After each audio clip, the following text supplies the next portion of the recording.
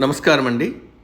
భగవద్గీతలో నేడు 11వ అధ్యాయము విశ్వరూప సందర్శన యోగమునందు 47వ శ్లోకము తాత్పర్యం వినిపిస్తున్నది మీ విజయభాస్కర్.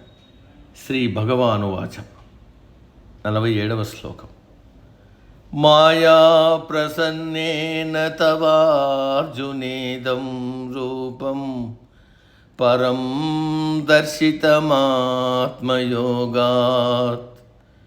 తేజోమయం విశ్వమనంతమాద్యం యన్మేత్యదన్యేన న దృష్టపూర్వం. తాత్పర్యం: ఇప్పటికీ ఇది చాలు అని అనుకున్నాడు కృష్ణుడు. ఇంకా ఎక్కువైతే అర్జునుడు యుద్ధరంగం నుండి భయంతో పారిపోయే ప్రమాదం కూడా ఉంది. అందుకని ఇలా అంటున్నాడు: అర్జున, అమిత తేజస్సుతో కూడినది, అనంతమైనది, ఆది అంతము లేనిది ఈ విశ్వం అంతా తానే అయినది. ఇప్పటి వరకు నీవు తప్ప ఇంకెవ్వరూ చూడనిది పరమము అయిన ఆ విశ్వరూపమును నీవు ఇదివరకు చూడలేదని నాకు తెలుసు.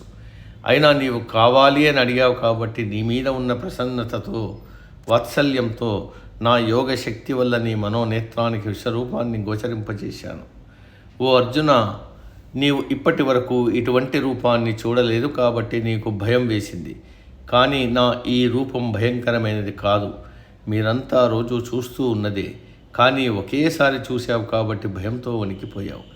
నా ఈ విశ్వరూపం ఎంతో తేజోమయము, అత్యంత తేజోవంతమైనది, ఆది అంతములు లేనిది, విశ్వాన్ని అంతా ఒకే చోట చూడగలిగేది, ఈ ప్రపంచంలో ఉన్న అన్ని వస్తువుల కన్నా విలక్షణమైనది.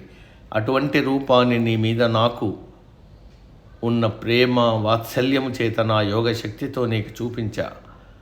అది నీవు కోరితేనే చూపించా అని అన్నాడు కృష్ణుడు. ఇక్కడ మాయా ప్రసన్నేన అంటే నాకు నీ మీద ఉన్న ప్రసన్నతతో, వాత్సల్యంతో నీ మనోఫలకం మీద చూపించాను అని అన్నాడు కృష్ణుడు. మనకు కూడా ఆ పరమాత్మ అసలు స్వరూపం తెలుసుకోవాలంటే ఆయన కరుణ, ప్రేమ, వాత్సల్యం కావాలి. దానికోసం మనం ఆయనను నిరంతరం ఏకాగ్రతతో ధ్యానించాలి. అంతేకాని అర్జునుడికి కనిపించిన విశ్వరూపం నాకెందుకు కనిపించదు అని వితండవాదము చేయకూడదు. సమాప్తం. తదుపరి శ్లోకం రేపటి రోజు. సర్వే జన సుఖినో భవంతు. అందరూ బాగుండాలి, అందులో మనం ఉండాలి.